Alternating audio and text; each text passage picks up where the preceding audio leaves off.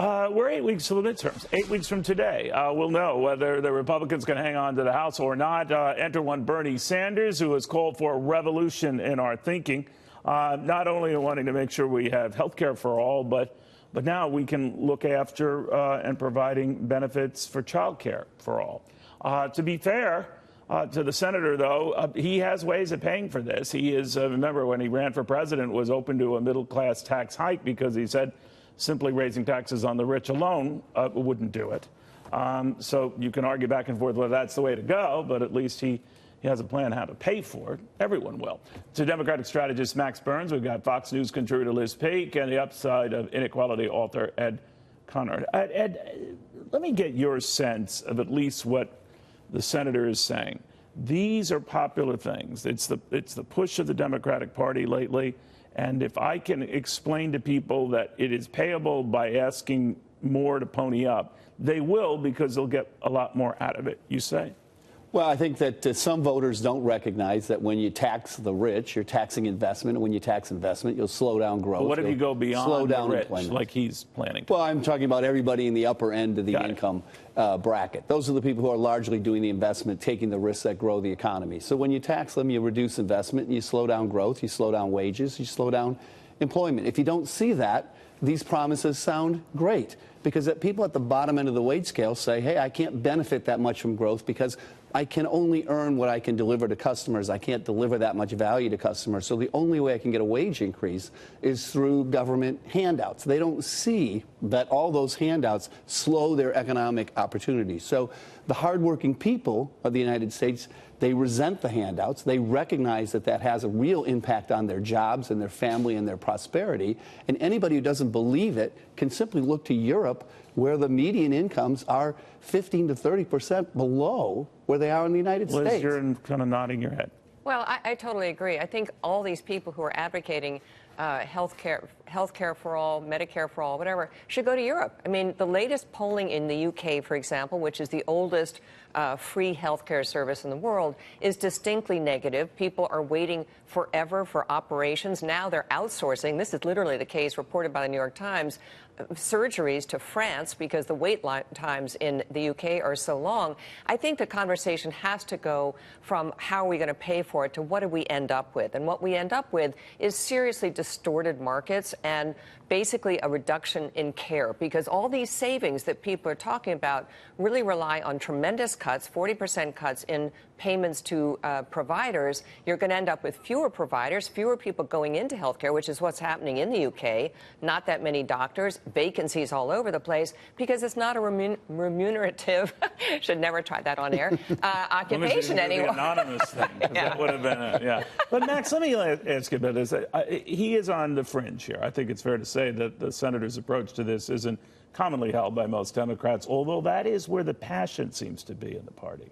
Well, I think if you want to talk about people affecting economic opportunity, we have to talk about the people who are having to choose between working and taking care of their children because they can't afford childcare. Like, for example, my sister in Indiana can go to college for a year at IUPUI for less than it costs to take care of an infant for a year. And that's a ridiculous choice. And with these state programs where people are being cut out for being above the limit at $50,000 a year. Well, are you for what the senator's also been advocating, that companies like Amazon, for example, should pay a tax to cover the cost of those workers who might rely on the government for a variety of these programs? I think we're going to find the solution in the middle. I think if Bernie Sanders is fringe for saying we need... That's a slippery slope, right? If Bernie Sanders is fringe for saying we need child care reform, then so is Ivanka Trump. She's put forward a child care reform plan with federal subsidies. The difference is her plan helps people like her. Bernie's helps the other 99%. Well, I don't think our plan is geared to billionaire families. Right? But you can't tell me we can't meet somewhere in the middle when both parties are saying we definitely have a child care crisis. Fair enough. What do you guys think? I think throughout Europe, whenever you try to implement these kinds of things, like you can't lay off workers, you end up, they don't hire the workers. If you say that women have to get maternity leave, then companies pay women less. And what is the line at which you go after the companies? In the case of Amazon paying their average bill $28,000, I think that's just a disaster. So where do you go with that? It is a slippery slope. And the truth of the matter is a lot of people in those part-time jobs, which is really the people who are not making a livable wage, are choosing to do that because they're going to college after hours or part of their time, or they have health care issues or whatever. So I think whenever you start messing with the market, and I know this is sort of, a rote response in a way, but we have seen that rote response turns out to be correct, that you really begin to cut off opportunities for people to work as they choose to work. I mean, it's like a little bit Hillary Clinton and various others really opposing the so-called gig economy. The gig economy really satisfies the needs of a tremendous number of young people, people who want to spend half their time creating something fabulous in their basement and the other half the time making enough money that they can do that. But there are a lot of people, like presumably your sister, who's between a rock and a hard place then, yeah, right? The so gig how economy do you address that? The gig economy doesn't give health care benefits. The gig economy is quick jobs. Yeah, absolutely. As people become more dependent on it. You think the government has an obligation to do that? Absolutely. And child care benefits? Absolutely. But then how would that be paid for? And I say this, if we want more economic growth, we need more people economically involved. And people are not spending into the economy and taking better jobs when, like in Washington, D.C. People pay for that if everyone, including your sister and others, were to pay more. Would they be on board with that? Because the senator is saying you'll be on board with that if you get more out of this than you do right now. Absolutely, because people are getting nothing. Right. And we're already paying for when people have to leave work to go get medical care, for when they need to not go in or take a job because they're looking after their kids.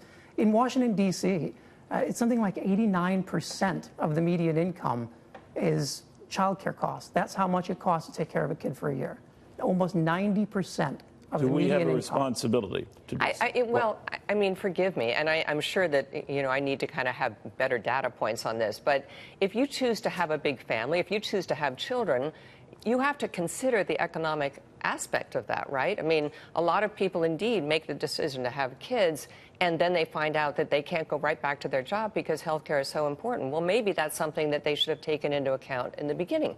I'm all for parenthood. I think family is the most important investment you can possibly make, but I'm not sure you really... But it does depend on the day with the kids, but right? If you're a low-skilled worker that can produce, say, $10 of value for a customer, and then we say to Amazon, you're going to have to pay an additional $3, or Walmart, or McDonald's.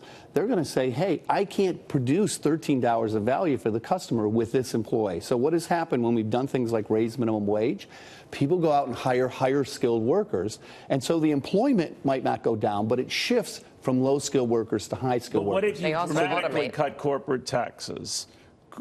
Would a company have the wherewithal to do some of the things that he No, because I think those corporate taxes, you end up competing, the corporations compete, and those taxes end up in the pocket of their customers, of consumers. They don't end up in the pocket of their investors. Now, they might in the short run, while prices adjust, and they might in the case of, say, Google, where they, probably have a monopoly. But for 98% of the country... You're saying, though, that they do have an obligation if they're enjoying all these riches, and they got a bigger tax cut than I think they ever saw coming, right?